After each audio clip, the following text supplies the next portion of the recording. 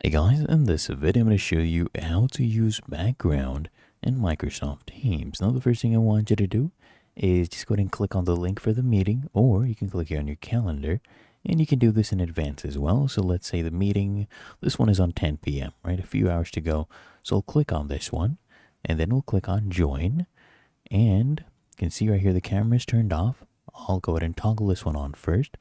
So there is the camera. Make sure you're using the correct one. So I'll use our camera for our laptop. So you can see now it is on. And then you click here on background filters. Right now it's set to this one, right? I'll go ahead and choose none. So that's the camera. And here you just choose any background filters. As you can see this one, and it will automatically be applied once it has been downloaded. There you go. You can also do a standard blur as well, or you can upload your own custom backgrounds. I'll leave it at this one, but that is how to do it. If you found this helpful, make sure you smash that like button, subscribe to App Mentor.